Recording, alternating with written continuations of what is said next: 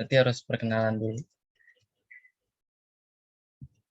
Sebelumnya sosiologi udah pertemuan pertama kan sama Kak Naila ya? Iya, Kak. Oke. Bentar.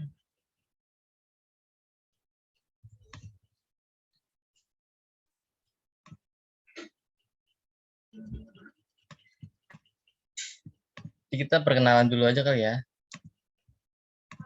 Jadi kayaknya aku satu-satunya tutor laki di Sosum ya. Mudah-mudahan nggak begitu berbeda jauh sama tutor-tutor perempuan yang lain. Perkenalin, nama aku Muhammad Fathan. Aku mahasiswa pendidikan sosiologi di Universitas Sultan Ageng Tirtayasa. Kalian tahu Untirta? Kayaknya enggak.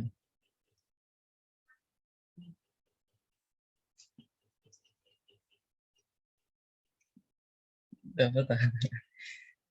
Iya, jadi Untirta di Serang ya, di Banten. Mungkin orang-orang Banten udah nggak asing. Mungkin di luar itu udah asing lah ya. Jadi aku mahasiswa di sana, jurusan pendidikan sosiologi. Sekarang udah masuk ke semester 6. Dan aku tinggal di Bekasi. Ada yang tinggal di Bekasi juga? Cung-cung. Jangan malu dong jadi anak Bekasi.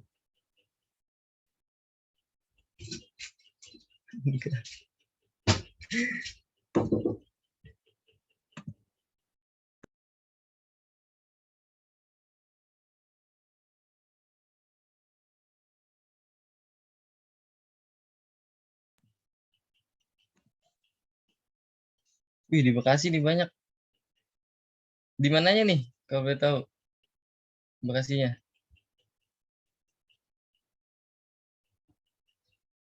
Banyak nih anak Bekasi. Oh, Harapan Indah, Jati Asih, Bintara. Oh, udah ke sana ya, arah ke sana. Ada yang di kota, aku di kabupaten sih. Di Tambun Selatan, tau nggak? Stasiun di situ. Agak pelosok sih emang tuh dia. Itulah, oke. Aku mau ingetin, jadi Tambun Pride. Ya, aku mau ingetin kalau aku di sini bukan guru ya. Jadi kita santai aja, kita sama-sama belajar. Kalau mau nanya, tinggal angkat tangan aja, nggak usah malu-malu. Jadi ini diingetin lagi, ini bukan sekolah, ini bukan kelas, ini cuma bimbel. Jadi ya udah kita santai-santai aja. Kita juga beda umur, cuma berapa? Aku juga masih muda. Soal materi nanti di-share, tenang. Di akhir. Aku mau nanya ini banyak yang linjur nggak? Coba yang linjur angkat tangan dulu deh. Raise hand. 1, 2, 3, 4, 5, 6, 7, 8. Oh, lumayan banyak ya. Banyak banget. 2, 3, 4, 5, 6, 7, 8, 9, 10, 11. 11 dari 40-an orang lah ya. Ini lumayan. Oke, bisa turun tangannya. Gak apa-apa, kita bakal dari awal juga kok ini. Dari dasar. Tadinya dikirain sedikit yang linjur, jadi bisa lebih cepat jelasin materinya. Karena udah dibahas kan di sekolah. Gak apa-apa. Oke, materi pertama hari ini adalah nilai dan norma. Kemarin udah belajar soal pengantar sosiologi ya. Pengertian sosiologi, terus ada dari para ahli kemarin aku lihat Kak Naila.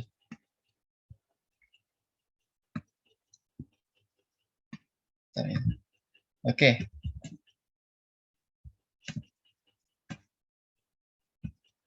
Kita mulai. Kita akan bahas tentang nilai dan norma sosial. Apa itu nilai dan apa itu norma sosial? Tapi untuk di awal kita akan belajar soal nilai dulu nih. Nilai sosial itu apa sih?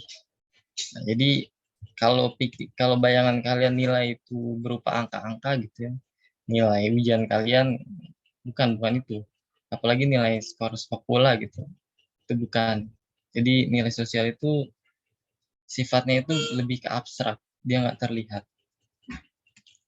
Ini menurut ahli sih kayak gini nih. Menurut Kunchara Ningrat itu seorang antropologi ya, antropologi di Indonesia. Dia bilang kalau, oh sorry, dia antropolog. Antropologi itu ininya ya, ilmunya, antropolog. Dia bilang kalau nilai sosial itu merupakan konsepsi-konsepsi yang hidup dalam alam pikiran sebagian besar masyarakat mengenai hal-hal yang mereka anggap bernilai dalam hidup. Nah, ini coba kita peras lagi ya, biar enggak, ini kan kata-katanya sulit dimengerti nih. Jadi kita sederhanain, nilai sosial itu konsep yang ada di pikiran sebagian besar masyarakat tentang hal yang bernilai di dalam hidup. Pusing nggak? Emang agak susah ya. Tapi kita bisa ambil satu poin di sini, bahwa kalau nilai sosial itu non material, dia nggak kelihatan karena dia ada di dalam pikiran manusia sebagian besar masyarakat. Oke, kalau tadi masih pusing, ini lebih singkat lagi. Ini aku ngalangin nggak sih? Ini lebih singkatnya lagi, nilai sosial adalah keyakinan mengenai apa yang benar dan baik untuk dilakukan. Menurut kalian nih, apa sih hal yang paling bernilai dalam hidup kalian? Coba satu kata aja, satu hal paling bernilai.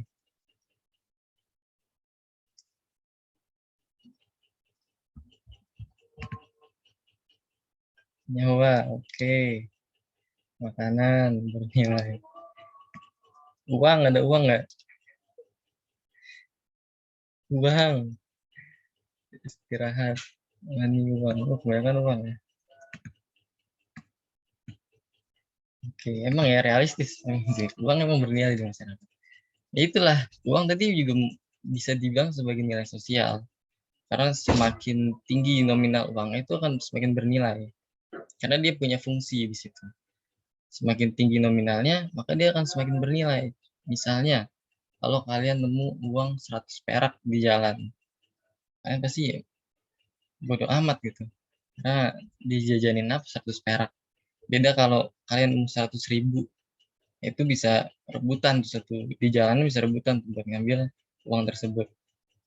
Itu yang menunjukin kalau barang itu, uang itu jadi sesuatu yang bernilai di masyarakat.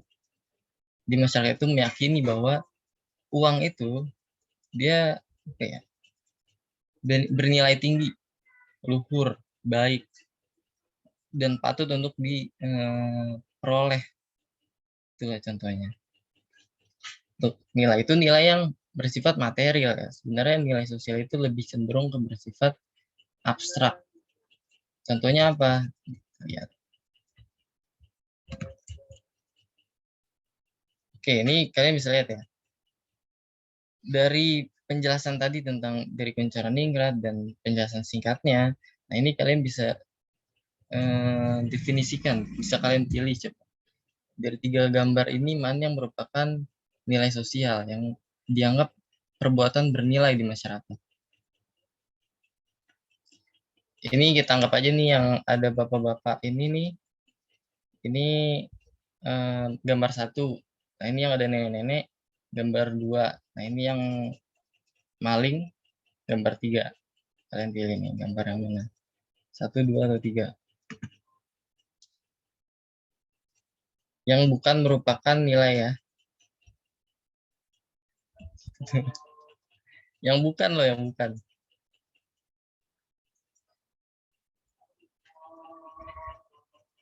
Oke, tiga, tiga.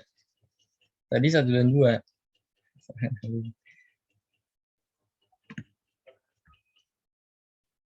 Oke, jadi benar. Karena tadi ya konsepnya sama kayak uang. Dia bernilai. Nah, ini adalah perbuatan-perbuatan yang bernilai nih di masyarakat. Kayak gotong royong. Ini kan bernilai nih di masyarakat. Harus dilestarikan.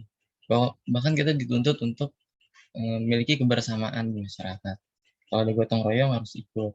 Lalu ini ada sopan santun, itu juga bernilai di masyarakat. Karena kalau kalian melakukan hal tersebut, itu akan dapat pujian di masyarakat. Bahkan kalau orang semakin sopan santun seseorang tersebut, nah dia akan semakin bernilai. Misalnya kalau ada satu anak nih di gang kalian, misalnya namanya Budi. Budi itu kalau kemana-mana tuh pasti selalu nyapa orang. Mau yang lebih tua, mau yang lebih muda dibanding dia, dia selalu nyapa gitu. Santun anaknya. Itu dia pasti akan bernilai tuh anak tersebut. Bisa jadi bahan perbandingan lah buat para ibu-ibu ke anaknya gitu kan. Jadi semakin seseorang itu melakukan hal yang ada di nilai sosial, nah itu dia akan bernilai nantinya. Ini berbanding terbalik sama yang melanggar nilai tadi. Maling itu kan melanggar hak seseorang. Jadi bisa kita simpulin kalau nilai-nilai sosial itu perbuatan yang terpuji. Jadi segala perbuatan yang terpuji itu bisa dibilang sebagai nilai sosial. Oke, sebaliknya kalau yang nggak terpuji ya itu bukan nilai sosial atau itu nilai sosial yang buruk. Oke, tapi nilai sosial itu kebanyakan diartikan sebagai sesuatu yang baik, perbuatan yang terpuji. Sampai sini ngerti ya pengertian soal nilai sosial. Jadi, kalau masih bingung nanti kita akan belajar soal norma, nah itu bakal lebih jelas lagi perbedaan antara nilai dan norma itu seperti apa. Oke, kalau paham bilang paham biar kita lanjut.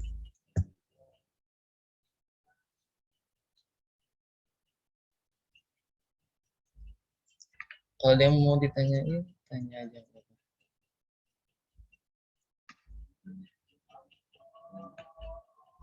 Paham, paham.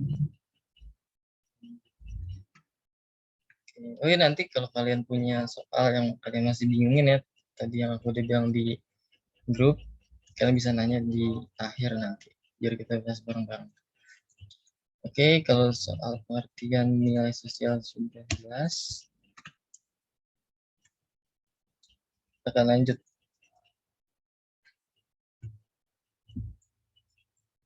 ke jenis-jenis nilai sosial. Nah, ini di jenis-jenis nilai sosial ini dibedakan menjadi dua. Ada berdasarkan cirinya dan yang menurut Noto Negoro. Oh, sorry kurang jelas ya. Ini jelas nggak? Kurang dekat kayaknya. Oke, lanjut ya. Ini berdasarkan cirinya dulu kita bahas.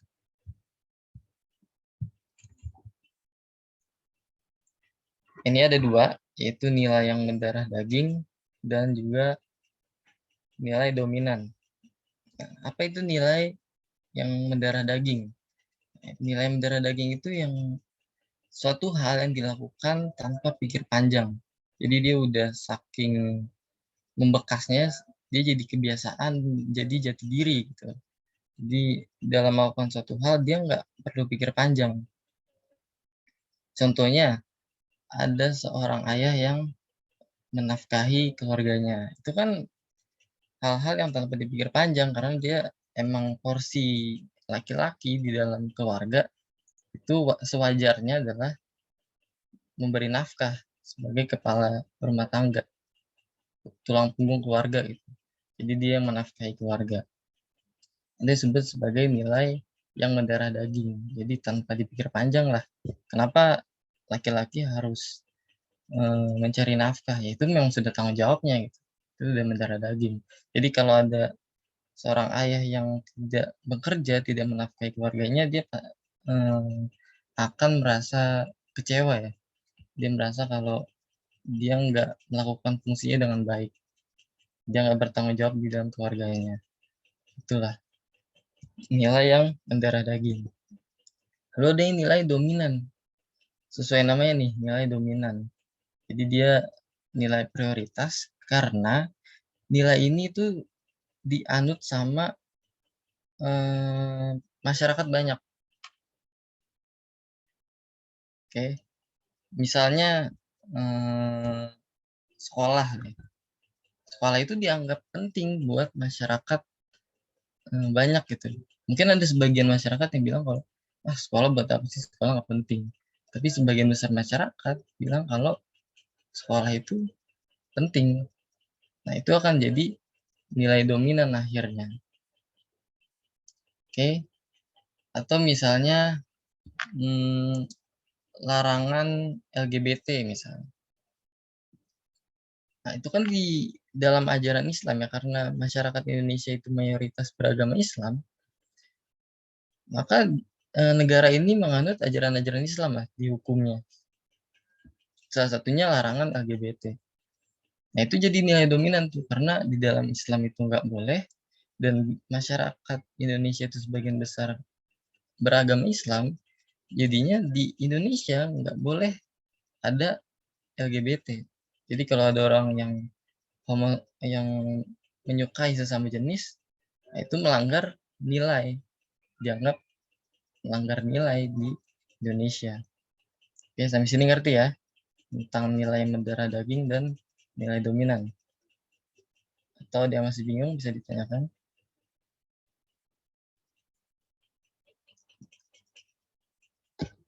Nah, nilai dominan ini juga punya ciri nih. Selain banyaknya orang yang menganut nilai tersebut, ada juga ciri yang dari berapa lama nilai ini ada di masyarakat. Misalnya kayak tadi itu yang LGBT. Itu kan dari dulu. Dari aku masih kecil pun LGBT itu dilarang. Kalau ada orang yang suka sesama jenis atau dia pengen ubah gitu ya, dari laki ke perempuan, itu dianggap melanggar nilai, bukan suatu perbuatan yang terpuji. Bahkan sampai sekarang nih, bukan kalian udah lahir, kalian udah beranjak dewasa sampai sekarang ya, nilai ini tetap ada. Jadi nilai dominan. Ngerti Kak? Yang lain gimana? Sebelum kita lanjut, kita pelan-pelan aja belajarnya. Paham, Kak. Oke. Kalau bisa itu juga on mic nggak apa-apa, biar lebih seru.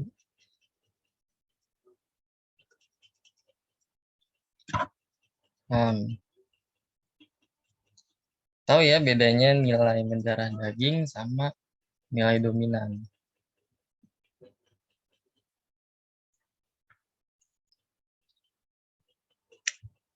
Kita lanjut ke, nah ini menurut Otto Negoro. Nah ini paling sering nih, kalian harus pahamin lah, karena ini biasanya di UTBK itu keluar di materi nilai dan norma.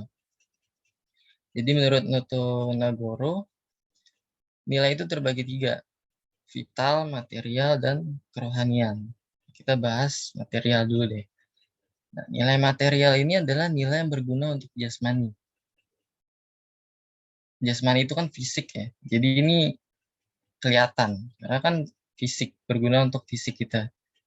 Jadi ini harus kelihatan. Nah, hal apa sih, barang apa yang berguna, yang dibutuhkan oleh manusia untuk tetap hidup? Misalnya nih, apa? Bibit, misalnya bibit. Bisa, nah, makan misalnya. Contohnya. Yang lain, makanan, oke. Bisa makan doang, seret dong. Pakaian, oke. Tetap hidup kita harus makan, kita harus berpakaian. Yang lain, minuman, minum, oke. Kalau udah makan, udah minum, udah tempat tinggal. Jadi itu ya, itu merupakan nilai material tadi itu. Makanan, minuman, pakaian, dan tempat tinggal. Itu nilai material manusia tuh. Nilai yang berguna untuk kelangsungan hidup manusia. Karena tanpa barang-barang itu, kita nggak bakal bisa hidup. Tanpa makanan kita nggak bisa hidup. Tanpa minuman juga kita nggak bisa hidup. Tanpa pakaian kita bakal kedinginan, bisa sakit. Begitu juga dengan tempat tinggal. Kalau nggak ada tempat berteduh ya, kita bakal terancam lah. Bisa dari cuaca, bisa juga dari makhluk lain. Itu untuk nilai material. Jadi bisa dibilang ini, kalian kalau masih ingat di ekonomi itu ada barang primer, barang sekunder, dan tersier ya. Nah, nilai material ini masuknya ke barang primer. Itu untuk gampangnya di nilai material. Kita lanjut ke nilai vital. Nah, nilai vital ini adalah nilai yang berguna bagi manusia untuk dapat beraktivitas. Nah, kalau tadi nilai material itu untuk hidup, nah ini untuk beraktivitas. Sedangkan aktivitas setiap manusia itu kan pasti beda-beda, ya kan? Kalian nih sama tetangga kalian kan pasti beda. Kalian sama ibu kalian deh, misalnya beda. Sekarang kalian lagi belajar, ibu kalian lagi masak misalnya. Beda-beda tuh. Jadi nilai vital ini subjektif, tergantung orangnya itu aktivitasnya apa. Misalnya kalau kalian nih, kalian kan pelajar. Nilai atau barang yang paling penting buat kalian agar bisa belajar tuh apa? Satu aja, satu barang. Paling penting. Tanpa barang itu kalian nggak bisa belajar. Apa? Buku, HP, oke. Iya sih, kadang aku juga kalau belajar ya HP. Buku pelajaran, HP, HP. Sekarang kayaknya ya kuota. Sekarang udah mulai kuota. Karena kan kita daring. Alat tulis, oke. Karena tanpa alat tulis percuma ya. Ada buku tapi nggak ada alat tulis kan percuma aja nggak bisa nulis. Oke, ya itu nggak ada yang salah dari jawaban kalian karena setiap orang itu punya prioritasnya masing-masing. Mungkin ada yang bilang kalau tanpa buku aku nggak bisa belajar, tanpa HP aku nggak bisa belajar. Nggak apa-apa nggak ada buku asal ada HP kan bisa ngetik tuh di situ di notes. Itu subjektif kalian lah, nggak ada yang salah. Itu juga dengan nilai vital. Jadi bagi seorang pelajar mungkin buku, HP, alat tulis, terus kuota tadi itu merupakan nilai vital bagi mereka. Tapi mungkin kalau kalian nanya petani misalnya, barang apa sih yang paling berguna untuk bertani bagi dia? Pasti jawabannya ya cangkul, gitu, traktor, macam-macam. Jadi berbeda-beda setiap status, setiap pekerjaan, setiap aktivitas orang akan berbeda-beda nilai vitalnya. Oke, sampai sini paham ya? Perbedaan antara nilai vital dan nilai material. Kalau tadi nilai material itu mencakup seluruh manusia, karena semua manusia pasti butuh itu. Kalau nilai vital, nggak semua manusia butuh itu. Karena petani nggak begitu butuh kuota, nggak begitu butuh alat tulis, nggak begitu butuh buku. Karena tanpa itu pun dia bisa tetap bekerja, tetap bertani. Oke, kita lanjut ke nilai kerohanian. Nah, ini kalau tadi nilai material itu untuk jasmani, untuk fisik ya. Fisik itu kan kelihatan ya. Jadi barang-barangnya itu kelihatan. Nah, ini berguna untuk keperluan spiritual nih, untuk rohani manusia. Jadi nggak kelihatan. Jadi untuk ketenangan jiwa itu kan nggak kelihatan. Kita butuh apa, kita barangnya itu nggak kelihatan.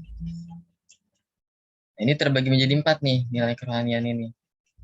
Ada nilai kebenaran, ada nilai keindahan atau estetika, ada nilai kebaikan atau nilai moral, dan nilai religius atau nilai agama.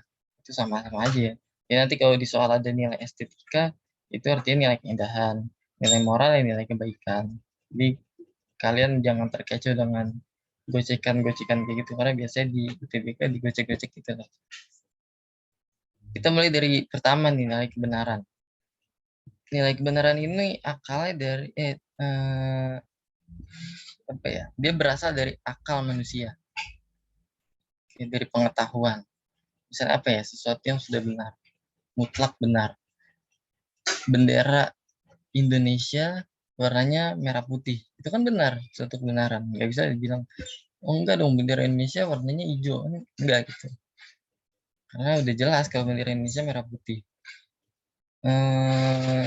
Gula rasanya manis, ya udah jelas. Nggak ada yang bilang kalau gula tuh asem, pahit. Nggak ada, karena memang rasanya manis. Atau bumi bulat, kan itu udah jelas. Ya mungkin untuk sebagian orang yang flat earth, mungkin ngiranya kalau bumi datar, tapi kan menurut ilmu pengetahuan gitu ya, yang sudah dibuktikan bahwa bumi itu bulat. Itulah nilai kebenaran. Dia berasal dari akal, dari ilmu pengetahuan. Yang kedua adalah nilai keindahan atau estetika. Nah, ini mencakup, misalnya kalau kalian ngelihat lukisan, lukisannya itu bagus, estetik menurut kalian. Atau misalnya kalian ngelihat di Instagram tuh foto-foto senja, menurut kalian tuh estetik. Nah, itu masuk ke dalam nilai keindahan. Karena kan kalau kalian lihat itu, ya misalnya hati kalian jadi tenang, kan bisa bisa kayak gitu ya efeknya. Jadi dia mengaruh ke rohani, spiritual manusia. Lalu yang ketiga adalah nilai kebaikan atau nilai moral. Ini kayak sopan santun, kayak tadi ya. Ada orang yang lebih tua, dia membuka badannya, terus menyapa. Itu masuk ke dalam nilai kebaikan, sopan santun. Menghormati sesama, toleransi, itu masuknya ke nilai kebaikan. Karena mencakup moral di situ. Dan ada nilai religius atau nilai agama. Nah, ini berasal dari ajaran-ajaran agama ya, jadi sifat langsung dari Tuhan. Misal kayak sholat, terus naik haji, itu kan ajaran-ajaran agama, itu masuknya ke dalam nilai religius. Oke, jadi dia berasal dari ajaran-ajaran agama, langsung dari Tuhan. Sampai sini ada yang ingin bertanya? Atau ada yang bingung gitu? Soal nilai vital, material, nilai kerohanian, atau sebelum-sebelumnya pengertian nilai aja masih ada yang bingung gitu misalnya.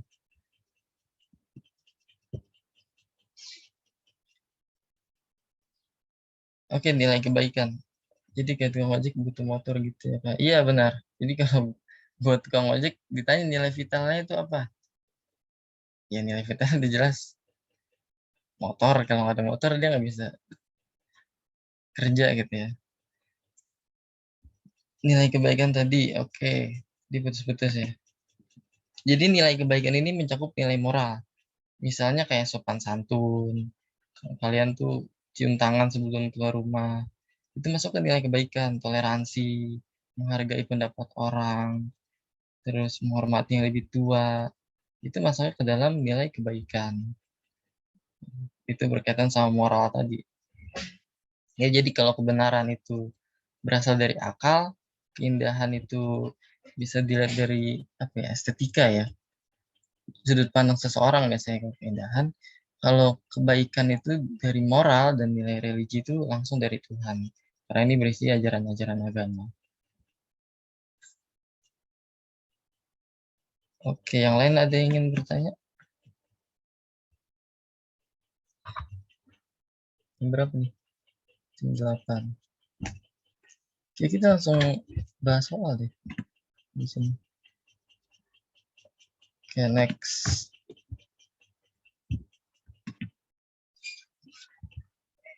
Ini waduh,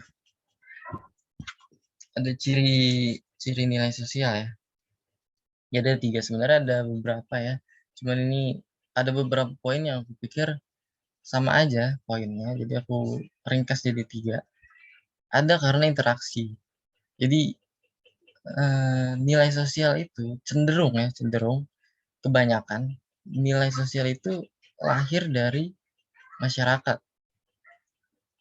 Ya, jadi dia ada karena interaksi. Misalnya kalian tahu kalian harus sopan ke yang lebih tua. Itu kan kalian diajarin tuh dari kecil kalau harus sopan ke yang lebih tua oleh orang tua kalian. Terus misalnya nggak boleh buang sampah sembarangan. Itu kan dikasih tahu di rumah misalnya oleh orang tua kalian. Itu bisa dari sekolah, guru kalian bilang harus jaga kebersihan, nggak boleh buang sampah sembarangan. Atau misalnya kalau kalian ngaji gitu ya, kan diajarin kalau nggak boleh merampas hak orang lain, nggak boleh maling, nggak boleh menghina agama lain. Nah, itu kan dia dikasih tahu dari orang lain karena ada interaksi. Kemarin udah belajar ya interaksi sosial. Jadi kalian mungkin ada yang masih ingat gimana konsep interaksi. Jadi nilai sosial itu ada itu turun-temurun karena diajarin dari orang tua ke anaknya. Nah, anaknya udah gede, punya anak, diajarin lagi tuh nilai sosial. Terus aja sampai sekarang.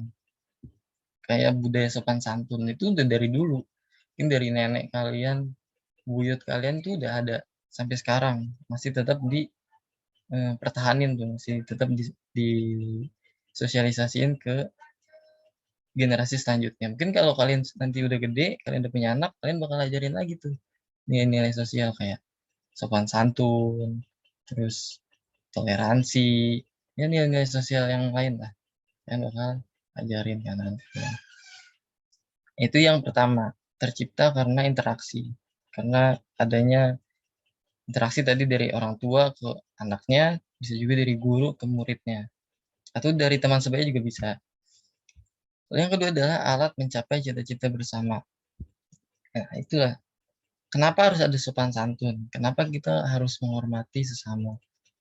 Itu merupakan cita-cita bersama tuh. Karena sebenarnya cita-cita masyarakat itu kan intinya adalah hidup aman, tentram. Iya kan? Itu hal paling mendasar tuh. Nggak ada perang, ya udah kita akur aja gitu. Kita hidup bermasyarakat tuh akur aja. Maka diciptain tuh nilai-nilai tadi.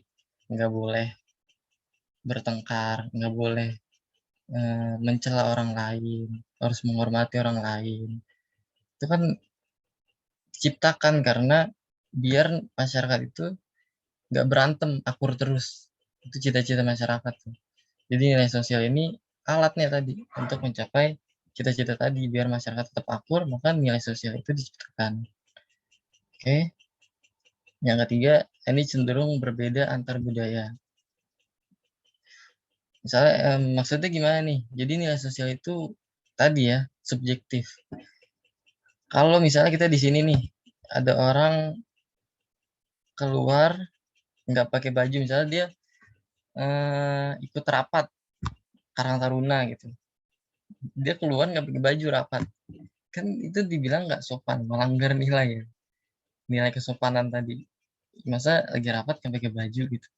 Tapi kalau kita pergi ke Papua misalnya, mereka biasa aja, nggak pakai baju, keluar rumah, beraktivitas, rapat, itu nggak pakai baju ya hal yang biasa, nggak melanggar nilai kesopanan. Ngerti ya, jadi sampai sini. Jadi nilai sosial antara satu masyarakat dengan masyarakat yang lainnya itu berbeda. Oke, jadi kita nggak bisa tuh kalau ada orang Papua misalnya pakai baju, kok dia nggak sopan banget ya. Memang budaya mereka di sana kayak gitu, itu hal yang wajar. Dan itu nggak bermaksud untuk nggak sopan ya. Itu emang udah dari dulu kayak gitu. Oke, sampai sini ngerti nggak? Yang pertama diciptakan oleh masyarakat melalui interaksi, kecuali yang tadi ya nilai religi, nilai agama itu langsung dari Tuhan. Walaupun salurannya itu ya tetap manusia dari guru ngaji. Lalu yang kedua, alat buat mencapai cita-cita tadi, buat tetap akur masyarakatnya, jangan ada yang bertengkar, jangan ada yang perang, jangan ada yang mencela satu sama lain. Lalu yang ketiga, cenderung berbeda. Nah, ini subjektif artinya. Beda-beda antara masyarakat satu dengan masyarakat yang lain. Kalau di masyarakat satu nilai A ini berlaku, belum tentu di masyarakat yang satunya nilai A ini berlaku juga. Bisa juga nggak berlaku. Oke, masa mencapai cita-cita bersama apa yang harus putus. Oke, jadi sebenarnya cita-cita masyarakat itu kan dasarnya, hal paling dasar cita-cita masyarakat itu hidup akur. Nah, untuk dapat hidup akur maka dibuat nih nilai sosial, nilai kesopanan. Kita harus sopan ke yang lebih tua, terus kita harus menghormati sesama. Itu kan biar diciptakan agar kita hidup akur gitu, jangan bertengkar, jangan mencela. Karena dengan mencela bisa juga bisa menyebabkan perpecahan nanti di masyarakat, kan? Misalnya kayak kamu cela teman kamu gitu ya, kan nanti bisa marahan. Makanya ada nilai sosial ini, harus menghormati sesama tadi, harus sopan santun, toleransi. Itu untuk apa? Biar cita-cita akur tadi itu bisa tercapai. Pasti Diska.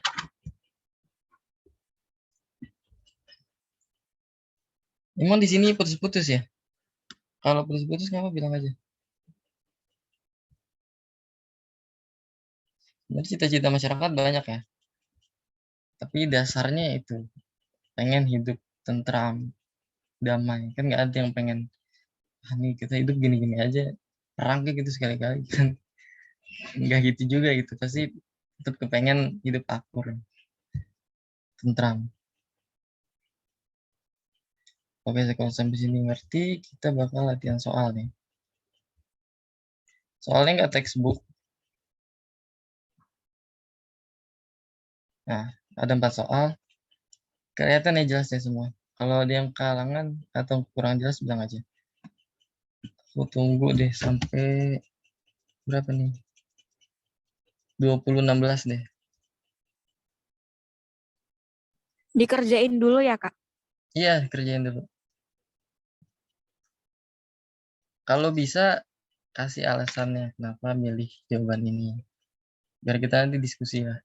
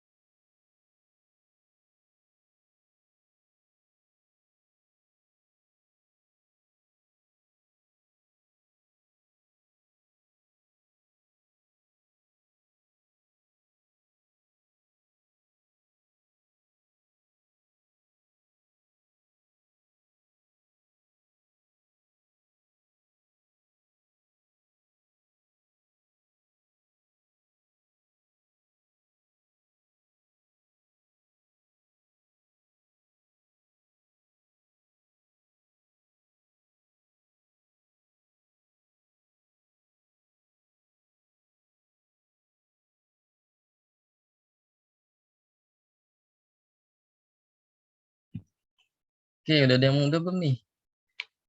Kalau udah tulis di kolom chat aja langsung.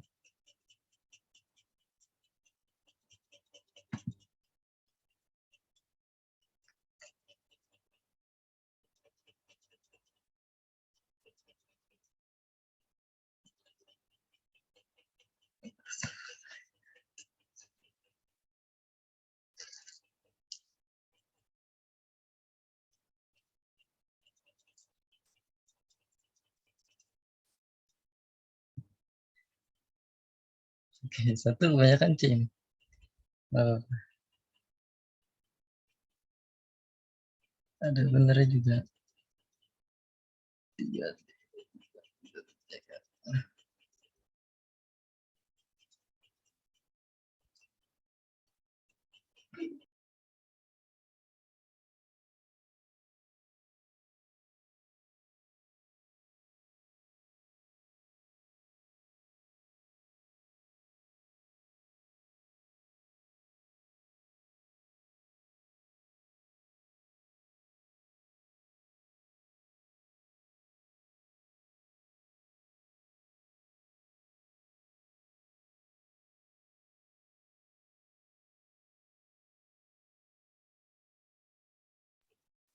Oke, habis waktunya.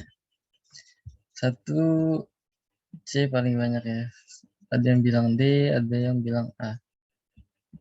Oke, kita bahas nomor satu dulu. Nilai yang bersifat mutlak. Nah, ini sifat mutlak ya. Coba kita bedah satu dulu deh. Satu-satu. Kita mulai dari estetika. Estetika itu kan keindahan ya. Kalian pernah lihat lukisan abstrak? Pernah nggak? Pernah, Kak. Pernah, Kak. Pernah ya. Mungkin bagi sebagian kalian lukisan abstrak tuh estetik bagus. Tapi bagi sebagian orang lain, abstrak tuh nggak jelas. Itu cuma coret-coretan doang, kok bisa dibilang bagus gitu. Padahal semua orang bisa kayak gitu kan. Itu pikiran sebagian orang lah misalnya. Banyak juga misalnya ada foto yang kalian anggap tuh estetik. Padahal kalian pikir ya ini foto biasa aja gitu. Ini paling editan dari Photoshop. Atau mungkin kalian tinggal di daerah itu terus ada orang foto eh, apa ya, foto di sekitar gitu yang keren-keren, tapi kalian kan karena kalian udah biasa ngelihat itu, ya kalian lihat ya ini bukan hal yang estetik gitu. Jadi nilai estetika ini sifatnya ini subjektif, tergantung orang ngelihatnya. Kayak tadi tuh lukisan abstrak, ada yang ngelihat lukisan abstrak itu bagus, punya nilai seni, ada juga yang bilang lukisan abstrak ya nggak jelas gitu, cuma coret-coretan aja, nggak ada artinya. Semua orang bisa. Oke, ini ya untuk yang nilai estetika. Jadi nilai estetika itu sifatnya subjektif. Sampai sini setuju ya. Kita masuk ke nilai kebaikan, nilai moral tadi. Ini tadi udah jelasin ya. Kalau nilai moral itu enggak, eh, dia sifatnya itu subjektif. Kayak tadi tuh yang orang Papua nggak pakai baju ya itu sopan-sopan aja. Berbanding terbalik dengan kita yang kalau nggak pakai baju nggak tertutup pakaiannya itu dibilang nggak sopan. Jadi nilai kebaikan itu disebut sebagai nilai yang subjektif. Dia nggak mutlak. Nah, nilai religius nih, karena sifatnya dari Tuhan, jadi dia nggak bisa diganggu gugat. Kalau satu hal itu dosa ya, udah dosa. Misalnya di ajaran Islam ada makan babi itu haram. Nah, itu nggak bisa diganggu gugat tuh, mau dipakai dalil seperti apapun, ya makan babi itu tetap haram bagi umat Islam. Karena sifatnya dia langsung turun dari Tuhan, bukan dibuat oleh manusia. Karena manusia itu kan tempatnya salah ya. Jadi bisa dikoreksi, bisa ada yang salah dikoreksi. Kalau Tuhan itu kan maha benar. Jadi apa yang ajaran turun dari Tuhan ya tidak bisa diganggu gugat. Pengetahuan tadi, kayak dulu itu bumi itu dianggap sebagai oh enggak. Jadi dulu itu masyarakat percaya kalau matahari yang mengelilingi bumi. Kira Galileo bilang kalau enggak, justru bumi yang mengelilingi matahari. Jadi itu bukti kalau pengetahuan itu bisa berubah, nggak mutlak. Oke, seiring berkembangannya ilmu pengetahuan itu akan terus berubah. Kayak kemarin kalian belajar tentang sifat sosiologi kumulatif ya. Jadi ada satu penelitian yang bilang A, nah penelitian lanjutannya justru bilang ternyata nggak cuma A, ada A, B, C, D. Jadi pengetahuan itu nggak stuck di satu tempat. tapi bisa dikembangkan terus-menerus. Oke. Etika juga tadi sama kebaikan. Dia berkaitan sama moral. Oke, jadi jelas saya setuju ya kalau jawaban nomor 1 itu adalah C, religius atau nilai agama. Oke. Yang kedua, apa nih jawabnya? 2E. 2E. 2E, oke. 2D, 2E, oke. Bagus nih. Bervariasi jawabnya. Jadi yang nomor 2 kita lihat contoh nilai yang mendarah daging. Nah, ini kan tadi jelas ya. Poin pentingnya di mendarah daging itu dilakukan tanpa pikir panjang. Oke, jadi kayak naluri manusia aja gitu.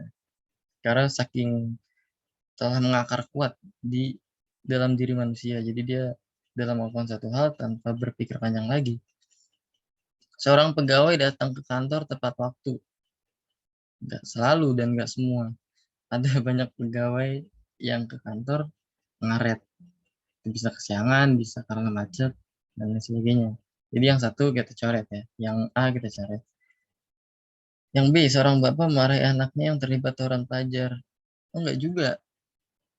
Ada orang tua yang justru enggak peduli ke anaknya mau senakal apapun di luar sana. Ya selama di rumah baik, ya udah biarin aja gitu. Ada yang kayak gitu. Jadi kita B kita coret. Yang C, hadir di resepsi pernikahan dengan menggunakan baju batik. Enggak juga. Ada juga orang yang enggak pakai baju batik gitu ya. Baju semaunya tuh ada. Kan ada dress code juga ya. Jadi enggak selalu resepsi pernikahan dengan baju batik. Nanti juga kita coret. Menolong seseorang yang membutuhkan pertolongan. Ini enggak juga. Karena ini bisa dipikir-pikir juga. Orangnya kayak gimana dulu. Misalnya orangnya itu musuh kita gitu. Pasti kan kalian bakal mikir-mikir dulu nih kita bantu atau enggak ya. Jadi kalian pikir panjang dulu tuh sebelum melakukan sesuatu. Nah, kalau yang E, seorang bapak berusaha keras menolong anaknya sedang tenggelam di sungai. Ini naluri seorang orang tua ya untuk menyelamatkan nyawa seorang anaknya. Nah, ini dia tanpa pikir panjang lagi nih. Mau dia tak ikut tenggelam juga, ya dia nggak pikirin itu. Yang penting dia nyebur dulu, berusaha untuk nolong anaknya agar tidak tenggelam, agar anaknya ini selamat. Oke, jadi kita setuju bahwa yang nomor 2 jawaban yang E. Oke, setuju nggak nih? Ada yang B.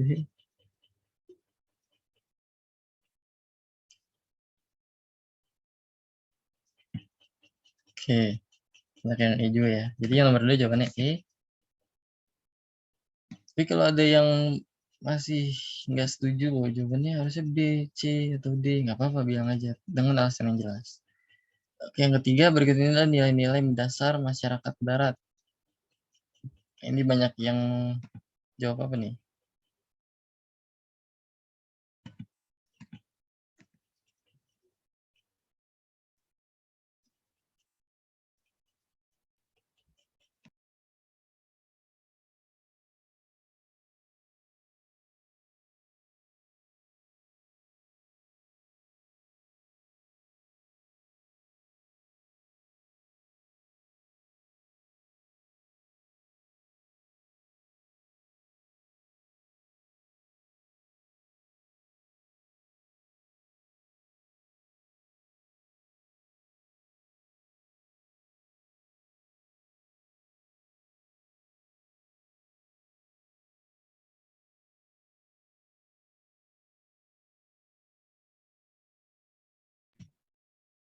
Sorry ya, ada iklan sebentar.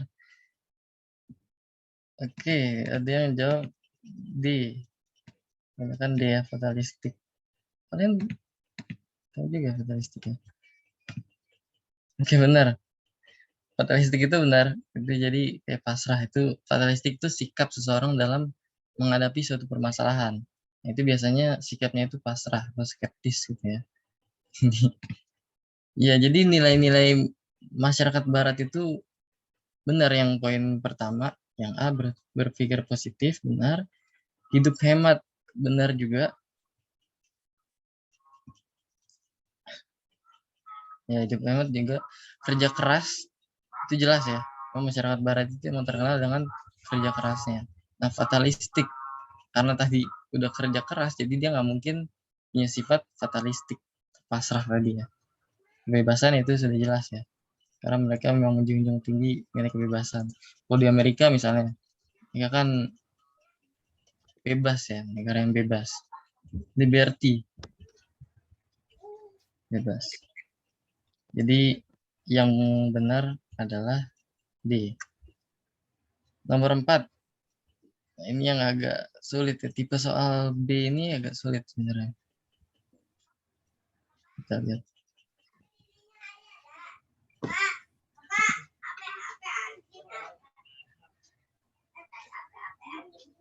Fenomena naik haji setiap tahunnya menunjukkan adanya nilai dominan di kalangan masyarakat Islam. Sebab nilai dominan bukan nilai yang dianggap lebih penting daripada nilai lainnya. Oke.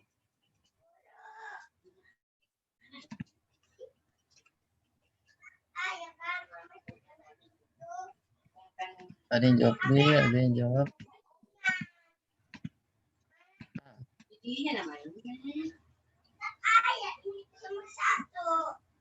A.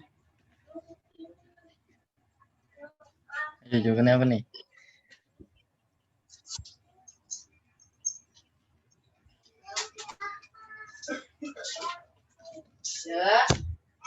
Oke ya. Kita bahas.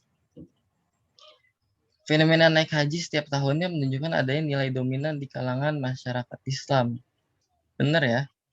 Karena emang naik haji itu nilai dominan, dia dianggap bahwa emang naik haji itu masuk ke dalam rukun iman kan. Jadi dia ada dalam ajaran agama Islam, dan kalau kita mampu ya kita diwajibkan untuk melakukan ibadah haji. Kita lihat sebabnya. Nilai yang dominan merupakan nilai yang dianggap lebih penting daripada nilai-nilai lainnya. Nah, ini juga benar nih. Nilai dominan itu kan nilai prioritas, ya kan? Jadi dia dianggap sebagai nilai yang lebih penting daripada nilai lainnya. Nah, permasalahannya sekarang, apakah kedua hal ini dari penyebab dan akibat ini mempunyai korelasi, gitu? Punya hubungan sebab akibat. Kita lihat, fenomena naik haji setiap tahunnya menunjukkan adanya nilai dominan di kalangan masyarakat Islam. Sebab nilai yang dominan merupakan nilai yang dianggap lebih penting daripada nilai-nilai yang lainnya. Itu kan berhubungan kan.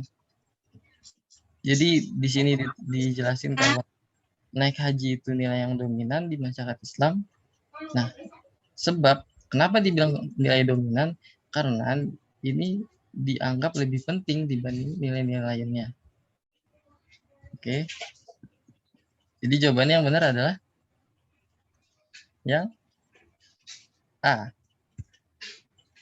Karena dia punya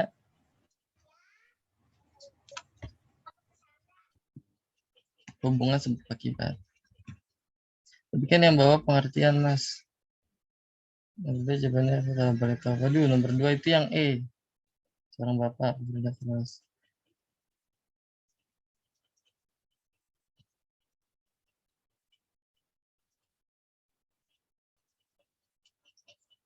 Pada jelas belum? Untuk yang nomor 4.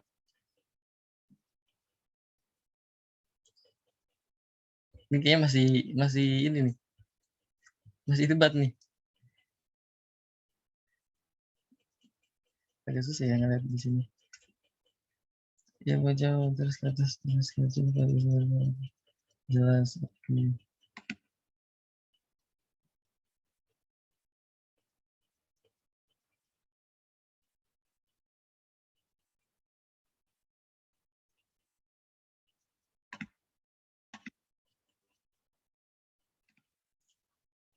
Uji ya. Oke, gini. Oke, jadi jawabannya kita bedah lagi ya. Nomor 4 nih. Jadi fenomena naik haji setiap tahunnya menunjukkan ada nilai dominan di kalangan masyarakat Islam. Ya jelas ya. Jadi bagi masyarakat Islam, bagi masyarakat Islam, haji itu penting, merupakan nilai, masuk nilai sosial. Sebab nilai yang dominan merupakan nilai yang dianggap lebih penting daripada nilai-nilai lainnya.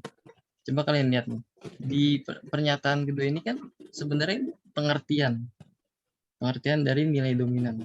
Apakah haji itu adalah nilai yang penting dibanding nilai lainnya? Misalnya haji, kalau kita kan ini nilai religi ya, berarti kita harus bandingin sama nilai religi yang lain. Misalnya kayak sedekah, sholat, kan nggak prioritas haji itu. Haji itu hanya untuk orang yang mampu. Oke. Jadi akan lebih nyambung. Sebagai nilai dominan bagi masyarakat Islam. Sebab kata wow. Ya apa? Haji dianggap sebagai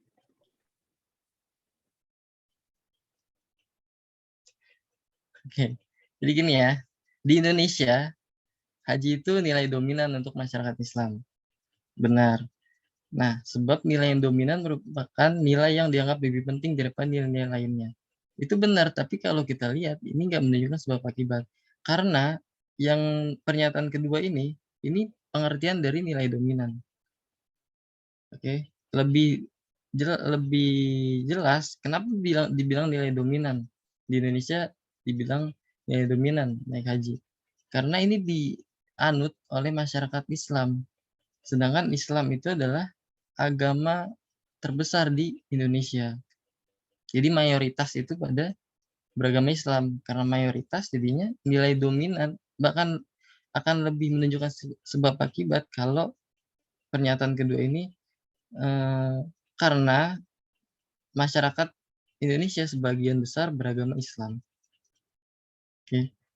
Nyambung nggak sampai sini? Karena memang kenapa dibilang nilai dominan bukan karena dianggap lebih penting dibanding nilai-nilai lainnya. Karena sholat, bersedekah itu lebih penting. Karena kan sifat naik haji itu kalau untuk yang mampu aja, kalau nggak mampu kan nggak wajib. Tapi kalau sedangkan sholat itu kan wajib untuk semua masyarakat beragama Islam. Jadi bukan dibilang nilai dominan bukan karena lebih penting, tapi karena dianut oleh masyarakat banyak.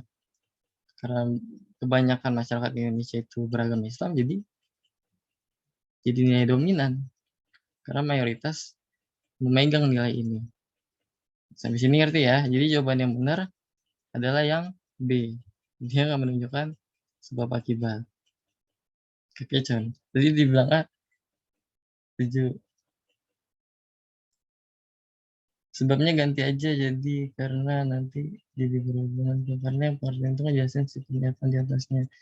Jadinya karena kayak itu lah dia dengan kasus dia dengan itu yang lebih penting ceritanya kayak tadi. Ya, jadi jawabannya adalah yang B. Kenapa tuh A?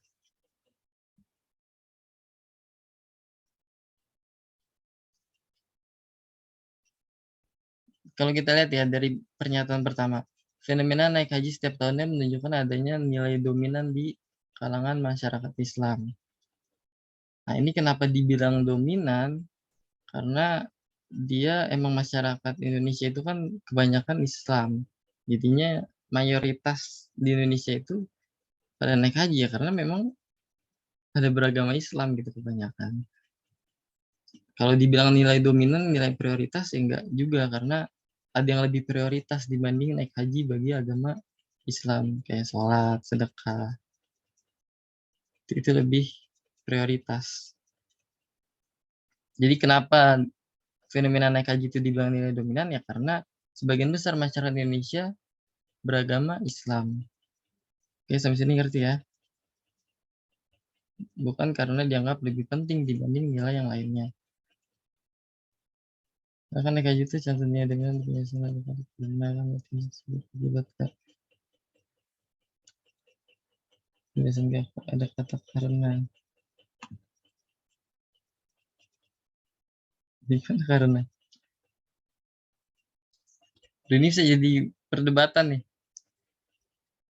Aku nggak mau berhentiin sampai sini, tapi kita harus lanjut. Jadi kita mending buat debatin ini di WA aja kali ya. Kita lanjut dulu. Kita move on dulu. Tapi kita tetap bakal debat ini nih. A atau B. Oke? Setuju nggak?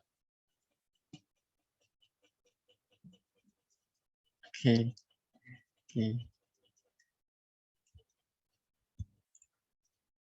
Nggak apa-apa. Aku malah suka kalau ada satu pertanyaan atau penjelasan dari aku yang kalian tuh patahin gitu. Nggak gini kak, tapi jawabannya gini, ya nggak apa-apa. Nah, kita kan sama-sama belajar. Nah, kita langsung lanjut ke norma sosial. Jadi kita belajar nilai, sekarang kita belajar norma. Nah, ini nilai dan norma ini tuh satu kesatuan yang bisa dipisahin. Kalau kalian tuh biasa dengar ada orang yang melakukan kesalahan terus dia dibilang, oh ini enggak sesuai dengan nilai dan norma di Indonesia nih, gitu kan. Ada kata-kata itu kan. Jadi nilai dan norma itu emang nggak bisa dipisahin satu sama lain. Banyak pengertian dari norma sosial dari para ahli, terus juga dari pernyataan-pernyataan di buku, tapi ini aku rangkum, aku ringkas saja, biar kalian itu lebih gampang mengerti. Kalau kalian pengen lihat pengertian dari para ahli, kalian bisa lihat di Google ya. Jadi pengertian norma sosial itu adalah aturan yang berisi perintah dan larangan yang dibentuk untuk menjaga nilai sosial agar tetap ada. Kayak tadi, misalnya nilai sopan santun, nilai kesopanan. Nah, itu ada juga di norma kesopanan. Kalau agar nilai sopan santun tadi itu tetap ada, maka diadain tuh norma kesopanan. Kalau orang melanggar, akan ada sanksi. Nah, itu ciri utama dari norma. Dia punya sanksi. Jadi kenapa dia dibentuk untuk menjaga nilai sosial? Karena dengan ada sanksi tadi, orang itu kan jadi jera. Orang itu jadi takut. Jadi mau gak mau ngikutin nilai tadi, nilai kesopanan. Kita harus membungkukkan badan ke orang yang lebih tua ketika bertemu di jalan. Kalau nggak kayak gitu, nah di norma tuh dijelasin. Kalau nggak gitu, kalian bakal ditegur, akan dicaci maki oleh masyarakat. Nah dengan gitu kan orang jadi, ya udah deh.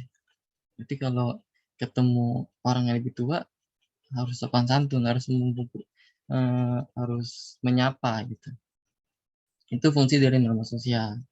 Itu contohnya juga ya.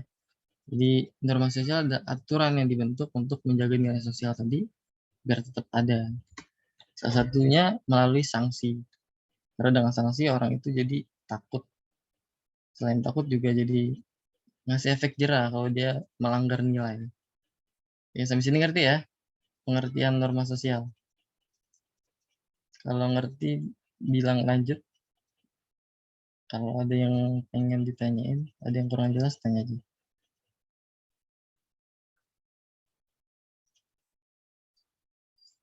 Karena sudah jam segini.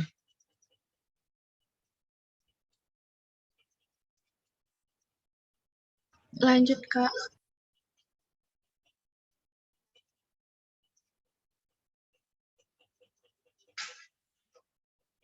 Lanjut, next. Oke, kita lanjut.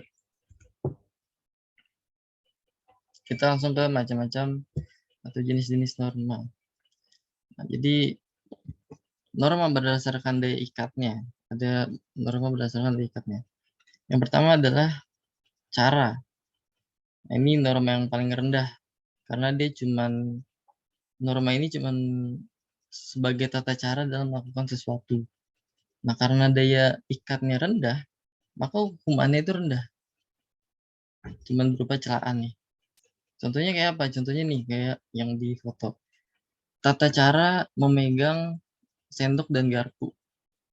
Kan caranya itu, tata cara yang lazim adalah sendok itu di kanan, garpu itu di kiri. Ya kan? Itu yang lazim di masyarakat. Nah, kalau kalian tuker itu, misalnya di kiri itu sendok, di kanan itu garpu, maka akan ada celaan atau teguran. Kok megang sendok sama garpunya gitu? Atau misal kalian ke restoran Jepang, kalian nggak bisa pakai sumpit nih. Bahkan ada tata cara sumpit kan, megang sumpit, menggunakan sumpit yang baik tuh kayak gimana. Kalian nggak bisa, jadi kalian pakai sumpit tuh pakai 2 tangan. Jadi kalian makannya 2 tangan gitu. Satu tangan megang satu sumpit. Itu kan bakal bisa jadi kalian dicela sama orang lain. Itu kok makan pakai sumpit kok kayak gitu. Nah, itu contoh dari norma cara tadi. Jadi daya ikatnya rendah karena cuman hal yang sepele, itu kan hal yang sepele ya. Jadi daya ikatnya rendah dan hukumannya juga cuman berupa celaan. Jadi nggak parah lah, nggak sampai ke di penjara gitu, diasingkan oleh orang lain, nggak sampai gitu. Cuman berupa celah atau teguran. Ya jelas ya untuk yang cara. Nah ini ya yang kedua adalah kebiasaan atau folkways. Ini cara yang dilakukan berulang-ulang dan diikuti oleh orang banyak.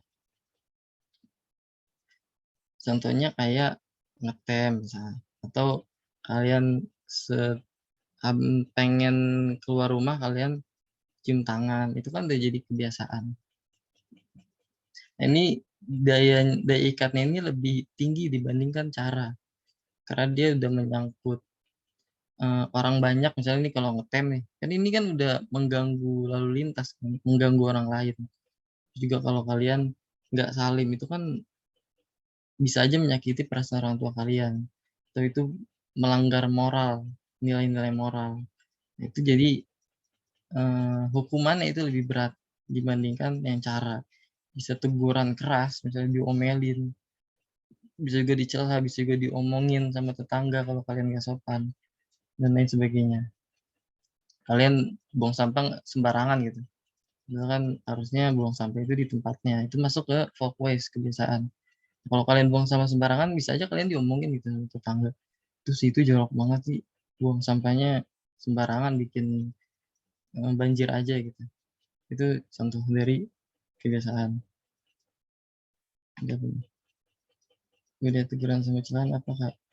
Teguran itu biasanya cuman misalnya ya tadi ya, kalian buang sampah sembarangan, itu cuma ditegur, buang sampah tuh harusnya di tempat sampah gitu. Jangan buang sampah sembarangan karena bisa banjir. Kalau celah itu bisa dikatain lah, celah itu dikatain dasar anak jorok, itu kan celaan. Ya itu sanksi sosial, itu sanksi hukuman kalian kalau kalian sudah melanggar norma tadi. Ya sampai situ jelas ya. Lanjut ke tata kelakuan atau mores. Nah, norma ini lebih kuat nih, karena ini bersumber dari ajaran agama atau ideologi. Oke, kayak di dalam agama Islam harus toleransi. Semua agama ya, di semua agama tuh harus toleransi terhadap agama yang lain. Kalau kita melanggar kan, ya tegurannya bisa dapat dosa, kan bisa juga cemoohan dari orang lain, terus juga bisa juga dikucilkan di masyarakat, diasingkan gitu. Udah sih nggak usah ditemenin, biarin aja dia sendirian, karena dia nggak baik lah, nggak menghormati orang lain. Oke, itu ideologi misalnya. Kalau kalian di negara komunis, itu nggak boleh di jalanan gitu ya, di tempat umum kalian ceramah gitu aja soal ajaran-ajaran agama gitu, kalian ceramah. Itu nggak boleh, itu kalian bisa ditangkap. Jadi hukumannya ini bisa lebih berat dibandingkan cara dan juga kebiasaan. Bisa eh, kena hukum juga. Nah, ini contohnya kayak LGBT juga nih, homoseksual kan juga nggak baik. Ajaran agama Islam ini nggak baik. Oke, itu untuk tata kelakuan. Dan ini yang terakhir adalah adat istiadat. Ini daya ikat yang paling kuat dan juga hukumannya paling, bukan sadis ya, paling kuat lah, paling berat. Ini adalah peraturan-peraturan dalam suatu kelompok masyarakat. Jadi karena ini adat istiadat kan pasti berbeda-beda tuh. Setiap budaya pasti beda adat istiadatnya. Norma ini daya ikatnya sangat kuat serta sanksinya sangat berat. Contohnya ini sebenarnya nggak begitu relate ya. Ini sebenarnya tradisi nih. Ikipali kalau nggak salah namanya. Koreksi ya kalau salah, ini di suku Dani. Jadi kalau ada anggota keluarganya yang meninggal, dia dipotong jarinya untuk masih lihat ini tanda duka. Bahwa kehilangan anggota keluarga sama aja kehilangan anggota tubuh. Tapi lebih jelasnya norma adat itu yang adat istiadat ini contohnya adalah kalau kalian di Aceh, kalian melakukan suatu kesalahan itu hukumnya hukum cambuk. Itu hukum adat tuh karena berlaku di sana aja. Atau di Baduy, ya di orang-orang Serang nih, orang-orang Banten, di Baduy itu kalau melakukan di Baduy dalam ya, kalau melakukan satu kesalahan aja hukum adat, nah dia akan dikeluarkan dari Baduy dalam, dia akan tinggal di Baduy luar, dia nggak bakal boleh lagi masuk ke Baduy dalam. Itu contoh dari norma nih adat istiadat tadi. Jadi emang hukumannya itu berat.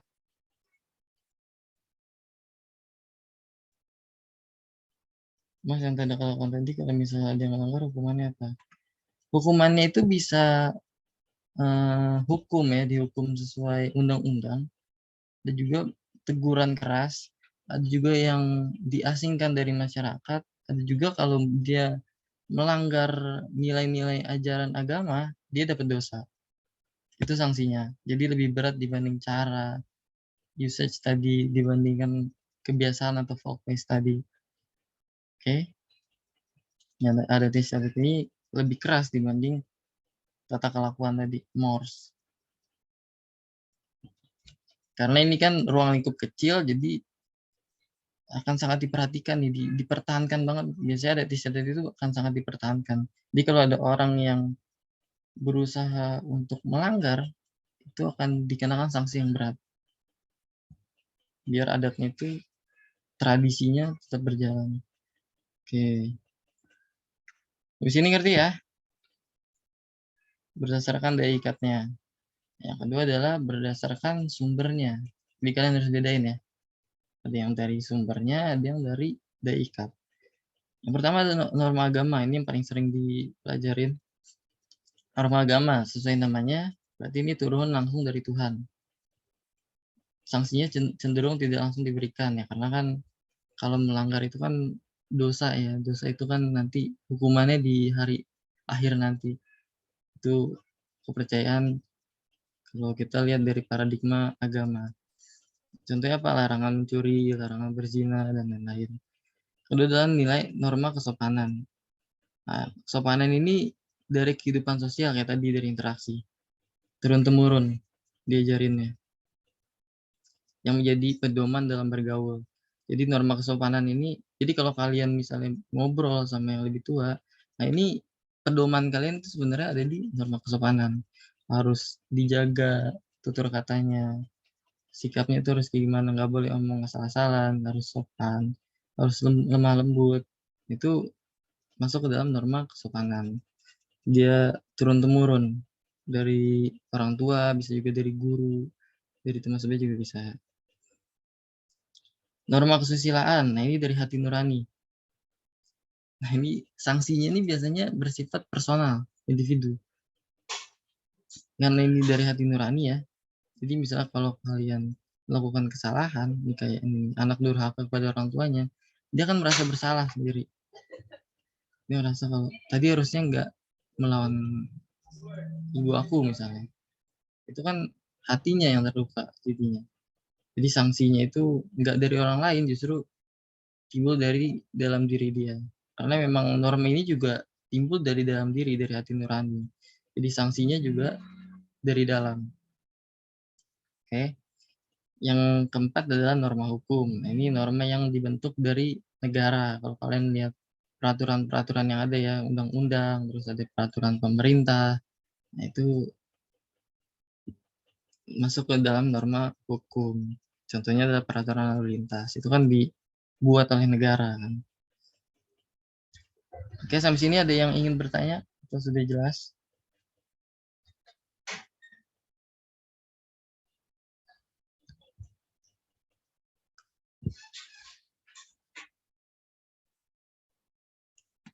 Jelas ya? Oke. Kita latihan soal lagi. Ada 3 soal. Waktunya 3 menit deh. Biar cepat kita bahas soal. Oke, di menit 53 ya. Gampang kok ini.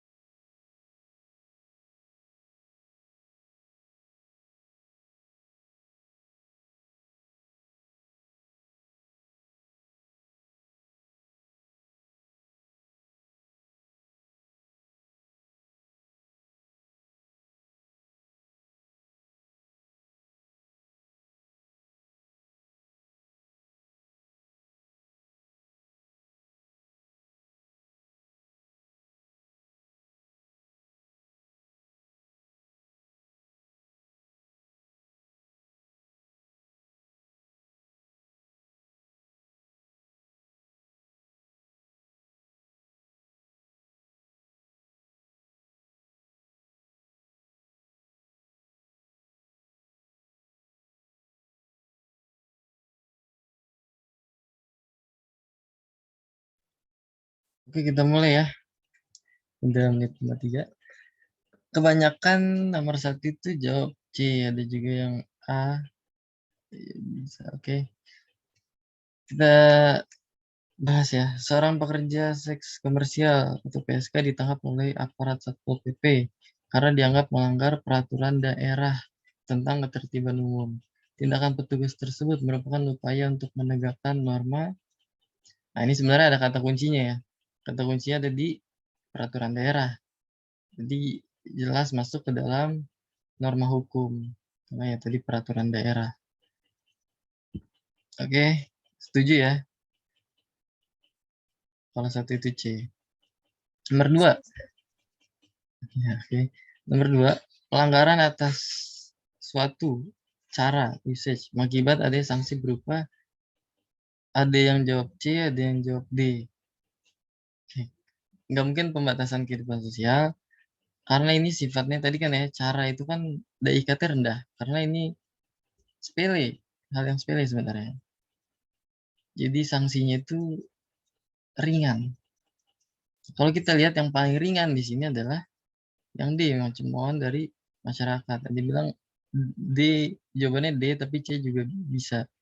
Sebenarnya pengucilan itu reaksi yang berlebihan karena tadi sepele. Kalau pengucilan itu masuk ke dalam, lebih masuk ke folkways atau mores. Sedangkan kalau usage atau cara itu lebih ke cemoohan dari masyarakat karena tadi sifatnya sepele, jadi nggak perlu disanksi berat-berat, untuk cemoohan aja. Oke, setuju ya kalau 2 itu jawabannya yang D. Yang 3 nih, ada 2 kawan, Adi dan Budi. Di satu kelas, di suatu hari Budi ketemu sama Adi itu lagi jalan kaki ya. Nah, sedangkan Budi itu lagi naik motor. Tapi dia males gitu, kasih tumpangan ke Adi. Mungkin rumahnya Adi jauh gitu ya. Jadi males sayang bensin. Jadi dia langsung tancap gas aja pulang ke rumah. Nah, ketika sampai di rumah dia merasa tidak enak dengan Adi. Itu kata kuncinya tuh ya. Berdasarkan ilustrasi tersebut, norma yang dilanggar Budi adalah jelas bukan norma kesopanan, jelas bukan norma agama, walaupun di agama itu diajarkan ya untuk saling bahu-membahu, saling membantu. Tapi kalau kita lihat di kata kuncinya ini, dia merasa tidak enak. Itu sanksi yang didapat dari dalam diri dia, personal. Berarti masuk ke dalam norma kesusilaan tentang kata kelakuan. Bukan norma hukum juga karena nggak mungkin Budi dihukum, nggak ada pasalnya.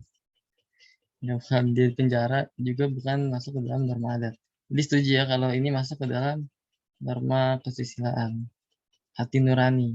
Ini tentang hati nurani, bagaimana Budi berempati atau enggak sama Adi. Ternyata dia lebih mentingin bensinnya. Dia lebih egois ternyata. Oke, sampai sini ngerti ya? Setuju juga, banyak juga yang udah benar. Jadi aku anggap untuk norma ini sudah setuju. Kalau kalian ada satu soal yang kalian masih belum ngerti, kalian bisa kirim di grup ya, mumpung ada waktu. Udah tinggal 3 menit lagi ya. Mungkin kita bisa bahas di grup nanti, atau bisa PC aku aja. Lebih bagus di grup biar yang lain bisa tahu. Dan jangan lupain soal yang tadi, oke? Nomor 2 jawabannya apa? Nomor 2 itu jawabannya yang D. Cemoohan. Karena usage, cara. Dia DIKT paling rendah, jadi sanksinya itu paling ringan. Ya paling ringan ya dapat cemoohan, kurungan badan tuh udah berat, pengucilan juga berat, pencabutan hak-hak sosial itu udah berat banget. Dengan cemoohan aja, dikatain aja, itu wajar lah, jangan baper. Oke, itu buat materi hari ini tentang nilai dan norma. Ada lagi nggak ya? Nggak ada sih. Nah, seperti biasa, ini buat kalian yang pengen ngasih donasi bisa scan di sebelah kanan. Jadi kalian di sebelah kanan ya. Atau mau kritik dan saran bisa di sebelah kiri nih kalian scan. Nggak apa-apa, jangan malu-malu. Karena ini nggak ada identitasnya, nggak mencantumkan nama. Ini nggak apa-apa, kasih kritik dan saran juga. Oke, sampai sini aja ya pelajaran kita hari ini. Iya, sama-sama. Jangan lupain soal yang tadi, oke? Oke.